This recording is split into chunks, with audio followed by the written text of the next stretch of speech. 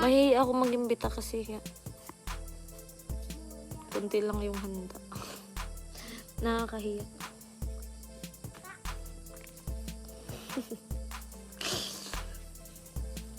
Punta ako? Sige sir, punta ka sir. Punta daw si Sir Paul.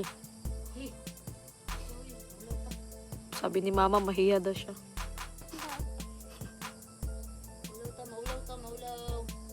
Maulaw daw siya. Oo naman. Anytime naman pwede pumunta sila Sir Paul dito. Kasi sobrang tsaka hinanap siya ng lola ko kasi yung lola ko nakakatsikahan niya kahit di niya siguro maintindihan kasi yung lola ko nagbibisaya siya tas Tagalog, ewan ko paano sila nagkakaintindihan. Kasi yung lola ko sobrang daldal nun. Walang pinipiling tao guys, Diyos ko. Okay naman po. Pero di ko alam pupunta si Sir Paul ngayon, baka nagjo-joke lang yun. Tapos sabi niya pa, yung binigay ko yung pabigay binigay mo sir. Tapos sabi niya, buti naalala pa ako ni Sir Paul. Sabi niya, buti naalala pa ako ni Pugong. Sinabi niya ganun. Napakaano talaga ng lolo ko. Napakapasmado talaga yung bunganga niya. Pwede naman po kayong gagala dito sir. May bis na doon ni sir yung tawanan nila ni Natatawa kasi siguro si sir kasi hindi niya maintindihan yung sinasabi ng lola ko. Kasi daw yung magkwento yung lola ko, Bisaya. Tapos,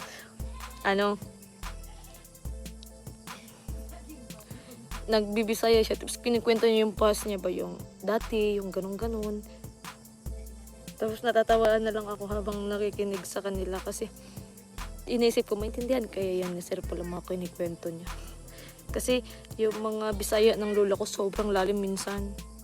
Minsan, di ko nga naiintindihan eh. Haha, yung iba hindi. Lalim sobrang lalim talaga ng mga Bisaya ng lola ko, Diyos ko. Kasi yung Bisaya ng lola ko kasi yung tanda niya na yung hindi mo na maintindihan.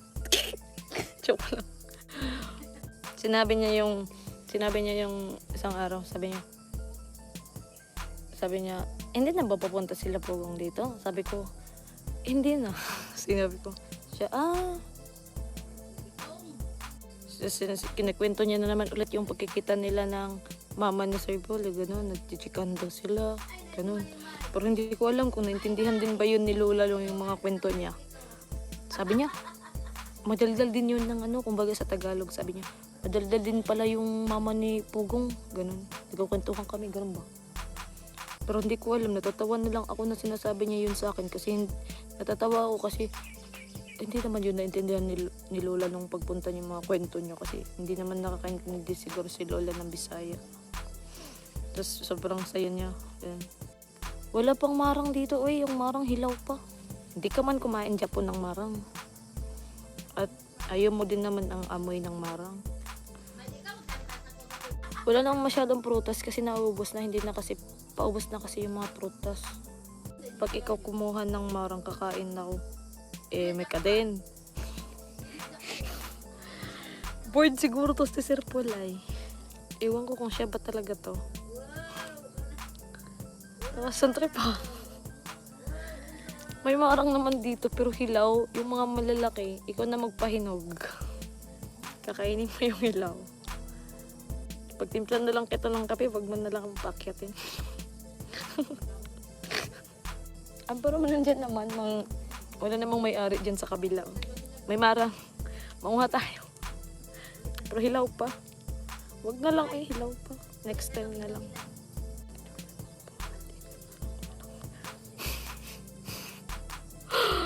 Lakas ng trip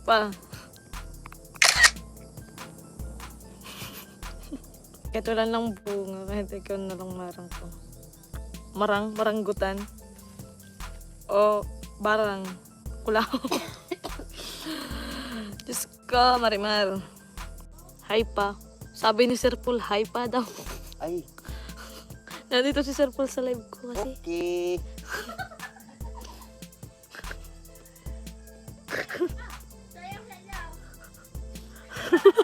Ayan, sumayaw si Papa. Pinasayaw siya ng aking mama. Sumayaw siya, guys. Kanta na lang, kanta. Yung hindi makapiright, ha? Mintulo na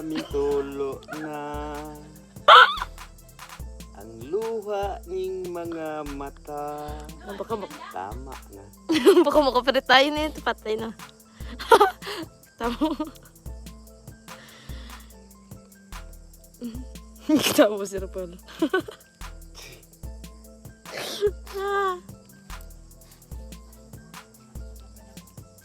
Kabibo ni Paoy. Siyempre. Happy yo.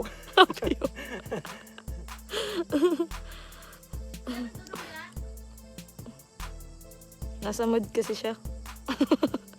Pero partida, hindi pa yan kumakain.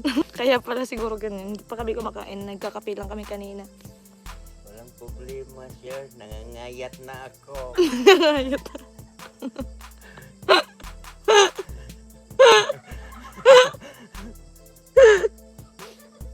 Okay lang. No problem. Oo. Sasayaw na daw pa.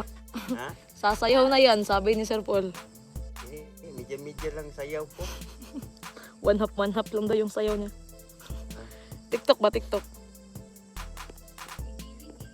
Hindi na kaya ang katawan ko kasi walang kain-kain.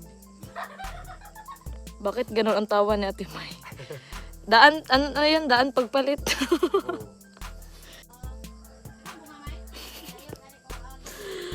Oo. Wala ba kayong mission, Sir Paul? Aray. Dito na ako nagtatanong. Mamaya alis kami papunta sa heart mo. Hala. Sir Paul, okay ka pa ba? Pupunta kami sa bahay ni Maymay nga pautugan. Shout out PBT, PB Peter Paul, oy. What's up, Choy? Si Tirada. Iho tag manok. Gagmay pa kong manok ay. Toy, gagmay pa. Padagkuon sa nako para daghan og karne. Ploy hatag rambutan. Oy, Kuya Ral. Gusto niyong manok, may katong buktot may. Na may buktot sa manok dito sa Timay. Katimay kadihag manok. Gikan ni naka pingwit gani ng kadlawon, silingan. Baga may ang bunit na. Tulingan ka karon. Mga hilaw-hilaw pa mga rambutan dire Kuya Ral pa. Ano pa aslom oh. Ikuha nila mamang kay gilingaw ni Bandiyot galina. Nahinog pero aslom siya. Ate May, basin na manok diha daw, sabi ni Kuya Peter. Oh, nagpautok yung manok. Nagatmay pa. Dadmay pa daw. Oh, tama. Gusto mo kakain dito? Ito. Ihawin ni Maymay. Para makapautok. Ay, pero... Bye na guys, oy. Mag-end na ako, mag-ulit na may. Thank you guys. Thank you Sir Paul sa pag-visit sa akin live. Thank you Kuya Ralph. Thank you Kuya Peter. Thank you guys. Thank you so much. Thank you. Sa pagsama sa akin live. Lahat. At mag-end na kasi sobrang gutom na namin. Wait lang, bakit po? Bakit sir? Aray ko. Giti. Ay, sorry. Sige. Wait lang daw. Bakit? Lalabas ka ba sa cellphone? Sige, hantayan namin lalabas. Pinasabi ni Mama Dusya. Oh. Saan si Pogong dyan? Hindi ko man nakita. Kita siya, ako yung nag-live. Hindi pa kita. Tingnan mo yun sa likod. Nalibang ako.